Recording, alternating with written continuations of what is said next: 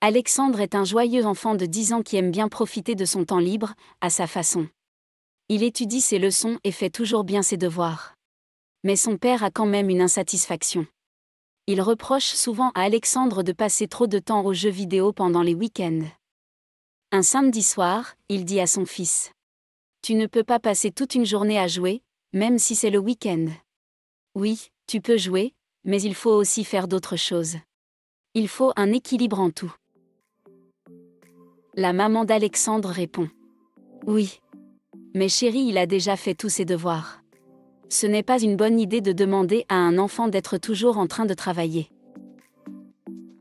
Je vous invite à prêter une grande attention à la réponse de la mère d'Alexandre, en vous présentant ce qu'on appelle le sophisme de l'homme de paille, ou sophisme de l'épouvantail.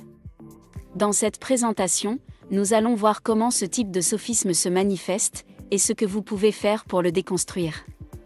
Bienvenue sur Chemin Connaissance. Un épouvantail est un mannequin fabriqué souvent en paille, et habillé en haillons, qu'on place dans un jardin pour décourager les oiseaux de venir se nourrir des graines ou des fruits. Le sophisme de l'homme de paille, ou sophisme de l'épouvantail, est un raisonnement dans lequel un interlocuteur exagère, déforme ou réduit un point de vue, afin de le rendre plus facile à rejeter ou à déconstruire. Un sophisme de l'homme de paille est une version erronée du point de vue ou de l'argument de l'autre. Par exemple, la maman d'Alexandre fait une caricature de ce que dit le père, comme si celui-ci demandait à son fils de ne jamais jouer, d'être toujours en train de travailler. Alors que ce n'est pas du tout ça qu'il a dit à son fils.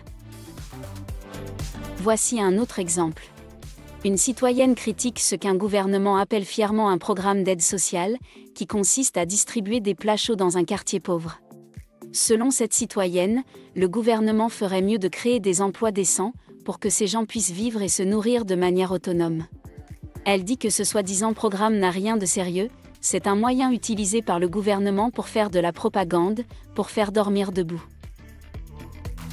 Lors d'une émission de télévision, un partisan zélé du gouvernement soutient que cette citoyenne suggère que le gouvernement laisse les gens pauvres mourir de faim. On le voit bien. Pour défendre son gouvernement, ce partisan déforme et réduit carrément les propos de la citoyenne pour les rendre facilement réfutables. Face à un sophisme de l'homme de paille, il faut reprendre et préciser ses propos, pour ne pas laisser à l'interlocuteur la chance de les déformer ou de les réduire.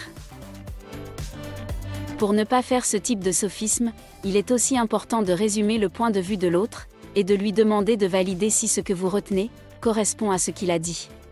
En faisant cela, d'une manière ou d'une autre, vous éviterez de tomber dans le piège de ce sophisme. J'espère que vous avez apprécié cette présentation. N'oubliez pas de vous abonner à notre chaîne pour être informé de nos prochaines publications. À bientôt pour une autre présentation sur un autre sujet.